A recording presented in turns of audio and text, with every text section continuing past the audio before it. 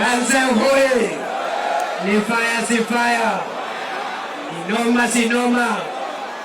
Siasa za ubabe wa vyama kuelekea uchaguzi mkuu wa mwaka ujao wa 2027 zimeonekana kutawala ziara ya naibu rais Kithure Kindiki katika kaunti ya Kilifi, ambaye amefika kukagua miradi mbalimbali ya maendeleo. Viongozi wa chama cha ODM na wale wa chama cha UDA wakionekana kupimana nguvu mbele ya wafuasi wao, huku mwenyekiti wa bodi ya barabara nchini Aisha Jumwa akisema anatosha kusukuma gurudumu la ugavana katika kaunti ya Kilifi kwenye uchaguzi mkuu ujao, huku gavana wa sasa Gideon Maitha Mung'aro naye akivutia kwake. Sisi hapa ndani ya Kilifi County tunajua ya kwamba the incoming governor ni Aisha Jumwa. Ni kweli ama si kweli?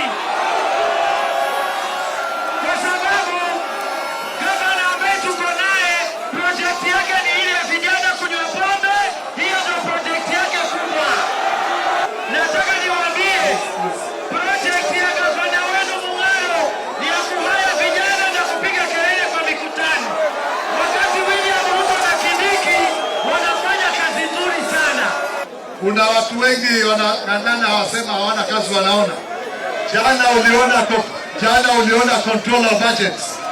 Jana usiku controller budget alitangaza zile county ambazo zimetumia pesa kwa maendeleo for the last 6 months. Na Kilifi imechaguliwa number 1.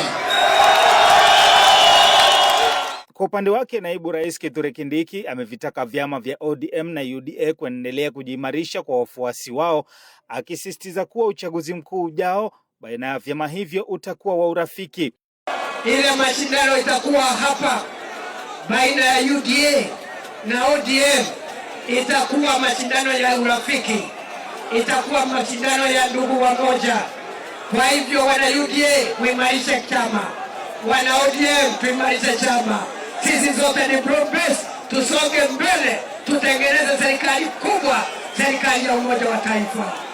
Hata hivyo, viongozi waliohudhuria mkutano huo wamekosoa mrengo wa upinzani wanaomezia mate nafasi ya naibu rais, wakisema wadhifa huo utaendelea kusalia na Kindiki mpaka Rais William Ruto atakapoondoka madarakani. Tunataka kutamka bila tashwishi yoyote, bila kubahatisha, yule ambaye ni deputy president wa Kenya anaitwa Kithure Kindiki, na yule atakayebaki kuwa deputy president wa Kenya 2027 ni Kithure Kindiki.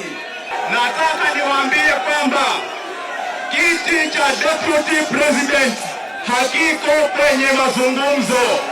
Wale ambao wanakuja kwa negotiation wacha waongee kuhusu viti vingine, lakini kiti ya deputy president ni kiti ya mheshimiwa Profesa Kithure Kindiki. Ni sawa si sawa?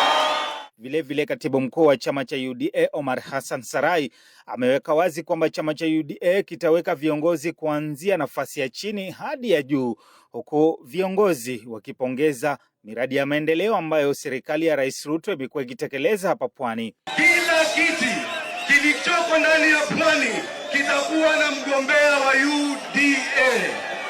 Na hichi kiti, na Mung'aro ni rafiki yetu, lakini mimi nikitia sahihi certificate ya Aisha, mimi nitasimama na Aisha vile tutakaposimama na broad based government. Sisi tunashukuru kwa kufika kwako makamu wa rais, tunakupenda sana. Watu wa Kilifi tumebahatika kwa miradi hii.